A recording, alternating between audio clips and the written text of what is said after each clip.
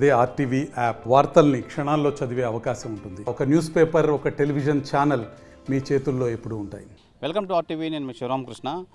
SC వర్గీకరణ వద్దు అని చెప్పి దేశవ్యాప్తంగా ఈరోజు భారత్ బంద్కి అయితే పిలుపునిచ్చారు ఈ ఎస్సీ కులస్తులు.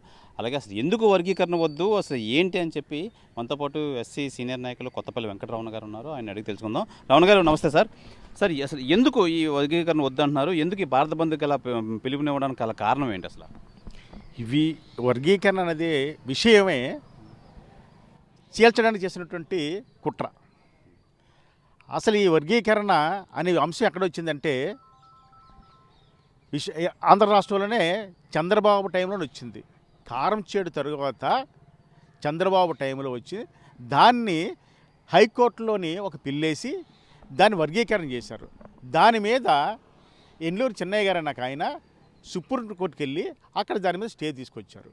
ఇప్పుడు జరిగిన సంఘటన ఏంటంటే వర్గీకరణ అవసరము, ఎస్సీల్లోని చాలామంది వెనకబడిపోయారు, మానలు ఒకటే కొంచెం అభివృద్ధి చెందారని అనుకుంటున్నారు. కానీ ఒక మాట చెప్తాను నేను, వర్గీకరణ వల్ల మానలే అభివృద్ధి చెందారు, మాదిగలు చెందలేదు, రెల్లులు చెందలేదని మందకృష్ణ మాదిగ గారు చెప్పినట్టుది చాలా తప్పు.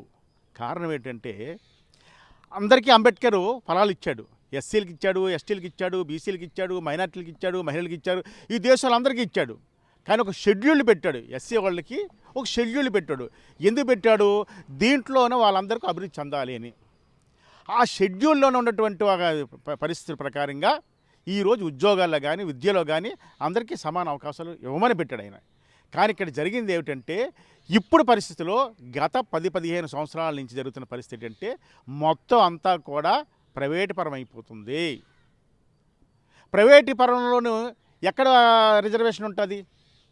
మోడీ ప్రభుత్వం ఈరోజు ప్రతిదీ కూడా ప్రైవేట్. ఆఖరికి ఈరోజు ఐఏఎస్ ఐపీఎస్లు కూడా ప్రైవేట్ వ్యక్తులు పెడతారని ఆయన చెప్తూ ఉన్నాడు. అంటే దీంట్లో పరిస్థితి ఏమిటంటే ఒక్కసారి ఆలోచన చేసుకోవాలా. నా మాదిగ సోదరులు కానీ ఇంక మిగతా మిత్రులు అందరంటే మనందరూ కలిసి ఉంటే ఈ యొక్క భారతదేశం తాలూకా ఫలాలు మనం తీసుకోవచ్చు. మేము ఒక మాట చెప్తాను ప్రధానమంత్రి గారు కానీ సుప్రీంకోర్టు చీఫ్ జస్టిస్ గారు కానీ, మీరు ఇచ్చేటప్పుడు క్రిమిలేరీ అన్నారు. దాన్ని ఏంటంటే ఒక్కసారి ఒక వ్యక్తికి ఉద్యోగం వచ్చిన తర్వాత మిగతా వాళ్ళకి రాకూడదా? మరి మిగతా వాళ్ళు అలాగుందా? మిగతా కులాలు అలాగుందా?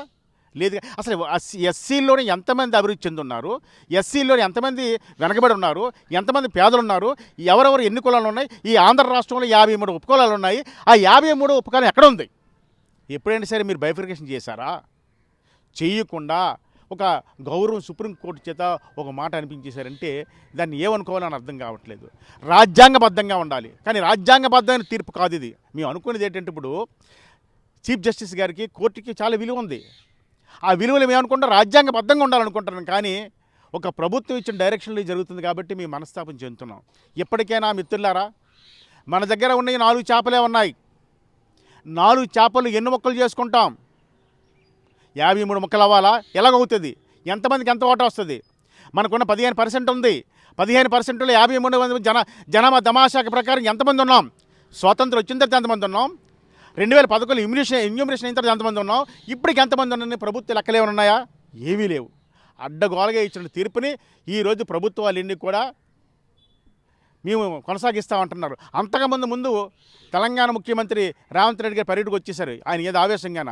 రేవంత్ రెడ్డి గారు ఒక మాట చెప్తాను, మీరు కాంగ్రెస్ పార్టీలో ఉన్నారు కదా, మీరు కాంగ్రెస్ పార్టీలో ఉన్నప్పుడు రాహుల్ గాంధీ మీ నాయకుని అడిగారా అంటే అక్కడ మాదిగలు ఎక్కువ ఉన్నారని చెప్పి మీరు ఇష్టానుసారం చేస్తారు. మరి ఆంధ్ర రాష్ట్రంలో మానలు ఎక్కువ ఉన్నారు, ఇంకొక దగ్గర ఇంకొక ఉంటారు.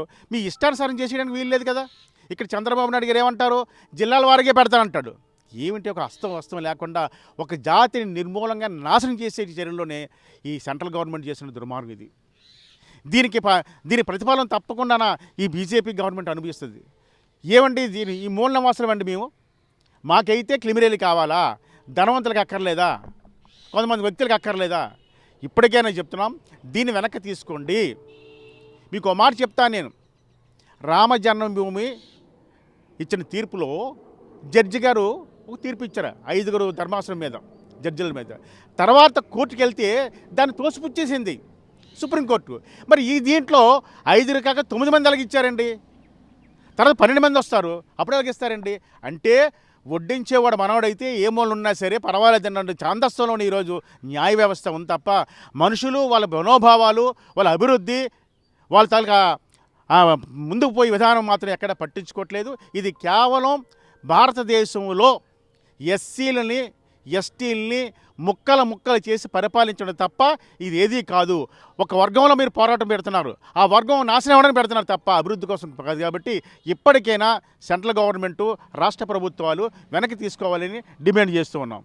సార్, ప్రధానంగా వెంకటరమణ గారు, ఈ 53 ఉపకులాలు అంటున్నారు కదా, ఉపకులాలు అందరికీ ఒకే రిజర్వేషన్ రావాలని చెప్పి మీరు ప్రధాన ఉద్దేశమా? ఏం చెప్తారు మీరు? ఇక్కడ 53 ఉపకులాలకి సుప్రీంకోర్టు తీర్పు ప్రకారంగాన ఏ వర్గానికి ఎన్నైనా ఎంతైనా 100% జరగాలి. 100 కానీ దాటడానికి అవకాశం లేదు. ఈ 100లో వీళ్ళకి ఎంతమంది ఉన్నాయంటున్నాను. ఈ 53 ఉపకులాలకి ఇన్యూమరేషన్ అవ్వలేదు.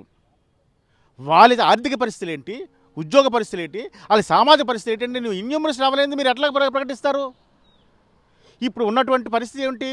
ఏది చూసినా ప్రైవేటీకరణలో రిజర్వేషన్లు లేవు. నువ్వు ప్రైవేటీకరణలో రిజర్వేషన్ ఇస్తే అదేనా కొంత ఉన్నావు. ఇప్పుడు ప్రభుత్వ ఉద్యోగాలు లేవు, ప్రైవేటీకరణలో రిజర్వేషన్ లేవు. మరి ఈ వర్గాలన్నీ ఏమవుతాయి? ఇది రాజ్యాంగ వ్యతిరేకం కాదా? ప్రధానమంత్రి గారు ఆలోచించాలి కదా, రాష్ట్ర ముఖ్యమంత్రులు ఆలోచించాలి కదా. ఆలోచించకుండా మీరు ఎద్దేనింది దాన్ని కట్టేయండి అంటే ఎట్లాగవుతుంది? కాబట్టి మేధావులైనటువంటి ఎంపీలు ఉన్నారు, మంత్రులు ఉన్నారు, అంతకు మించినటువంటి ప్రధానమైనటువంటి పోస్టులు ఉన్నటువంటి మన ముర్ము గారు ఉన్నారు, భారత రాష్ట్రపతి కింద. ఆవిడ ఒక సామాజిక కింద అట్టడికి నుంచి వచ్చింది అంబేద్కర్ దే వల్ల. ఆవిడ కూడా ఆలోచించాలి, ఎంపీలు ఆలోచించాలి, ఎమ్మెల్యేలు ఆలోచించాలి, ఐఏఎస్ అందరూ ఉన్నారు. కాబట్టి మనం విడిపోతే నష్టం జరుగుతుంది, కలిసి ఉంటే లాభం ఉంటుంది. కారణం ఏంటంటే భారతదేశ పరిస్థితులు కులం మీద మతం మీద ఆధారపడి ఈరోజు ఉన్నాం. కాబట్టి ఇప్పటికైనా ఎస్సీ ఎస్టీలు అందరూ కూడా కలిసి ఒక కట్టుగా ఉంటే ఈ దేశంలో ఉన్నటువంటి అందరం కూడా బాగుంటాం. నేను ఒక మాట చెప్తాను ప్రధానమంత్రికి కానీ ముఖ్యమంత్రులకు కానీ, మాకు వర్గీకరణ అక్కర్లేదండి, మాకు ఏబీసీలు వద్దు, మీ రిజర్వేషన్లు వద్దండి. ఈ దేశ సంపదలో ఉన్నటువంటి మా జనాభా దమాకాశ ప్రకారం మా వాటా మాకు ఇచ్చేయండి. భూములు కానీ, సంపదలో కానీ, ఫ్యాక్టరీల్లో కానీ, వ్యాపారంలో కానీ, మైనింగ్లో కానీ ఎక్కడైనా సరే ఉంది. ఎంత ఉంది భారతదేశంలో సంపద? ఆ సంపదలో ఎస్సీ ఎస్టీలు పంచేయండి. మాకు మీ రిజర్వేషన్లు అక్కర్లేదు, మిమ్మల్ని అడుక్కోనక్కర్లేదు, మాకు ఇబ్బంది పెట్టక్కర్లేదు, మాకు తవ్వక్క పెట్టక్కర్లేదు. కాబట్టి ఈ రకంగా మీకు ఉంది, మాకు రిజర్వేషన్ ఎక్కర్లేదు. ఈ దేశ సంపదలో మా జనాభా దమాకాశ ప్రకారంగా మా సంపదను పంచిపెట్టవలసిందిగా ప్రభుత్వాన్ని డిమాండ్ చేస్తున్నాం.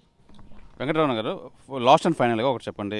మీరు ఎస్సీ నాయకులుగా అయి ఉండి ఫైనల్గా రాష్ట్ర ప్రభుత్వం కానీ కేంద్ర ప్రభుత్వం కానీ ఏం అడుగుతారు? ఈరోజు బంద్ చేస్తున్న నేపథ్యంలో ఫైనల్గా మీరు ఏమంటారు? ఎక్కడైనా సరే భారతదేశంలో కానీ ప్రపంచ దేశాల్లో బందులు కానీ, ధర్నాలు కానీ, పికెటింగ్లు కానీ, నిరాహార దీక్షలు ఎందుకు చేస్తారంటే వాళ్ళకి అన్యాయం జరిగితేనే చేస్తారు. అన్యాయం జరగకపోతే చేయరు కదండి. ఇప్పుడు మాకు అన్యాయం జరిగింది, ఎవరికి అనుకుంటున్నాము? 53 కులాలు ఉపకులాలు అందరికీ అన్యాయం జరుగుతూ ఉంది. కేంద్ర ప్రభుత్వం ప్రవేశపెట్టినటువంటి సుప్రీంకోర్టు ఇచ్చిన తీర్పు వల్ల ఈ 53 కులాలు కూడా ఇబ్బంది పడుతున్నాం. కాబట్టి వద్దని చెప్తున్నాం మేము. ప్రభుత్వాలు ఏంటి? ప్రజల సంక్షేమం చూడాలి. ప్రభుత్వాలు ప్రజల సంక్షేమం చూడట్లేదు, విడగొట్టి పరిపాలన చేస్తున్నారు. కాబట్టి మీ అందరూ కలిసి ఉండాలనుకుంటున్నాం. కాబట్టి ఈ బిల్లుని వెనకాల తీసుకోవాలి, ఈ సుప్రీంకోర్టు తీర్పును కూడా వెనకాల తీసుకోవాలని డిమాండ్ చేస్తూ ఉన్నాం. ప్రధానంగా ఈరోజు భారత బంద్ చేపడుతున్న ఎస్సీ ఈ వర్గీకరణ అయితే వద్దు, 53 ఉపకులాలకి అన్యాయం జరుగుతుంది. కాబట్టి అందరికీ ఒకే రిజర్వేషన్ ఉండాలి, విడదీసి చిచ్చు పెట్టడం అనేది కరెక్ట్ కాదు. అందుకనే ఈరోజు భారత్ బంద్కి అయితే పిలుపునిచ్చామని చెప్పి ఎస్సీ సీనియర్ నాయకులు కొత్తపల్లి వెంకటరమణ గారు అయితే తెలియజేస్తున్నారు. కెమెరామెన్ రమణ కుమార్తో శివరామకృష్ణ, RTV, విశాఖపట్నం నుంచి. హైదరాబాద్ సుచిత్ర సర్కిల్ కి ఒక విశేషం. మీ లలిత జ్యువెలరీ సుచిత్ర సర్కిల్ కి వచ్చేసింది. ఆగస్ట్ 18న బ్రహ్మాండమైన ప్రారంభోత్సవం. Lalitha jewellery, A block, Green Park Avenue, Suchitra road. మీ లలిత జ్యువెలరీలో ధరలు చెక్ చేయండి. డబ్బులు చాలా చాలా ఆదా చేస్తారు. డబ్బులు ఎవరికి ఊరికే రావు.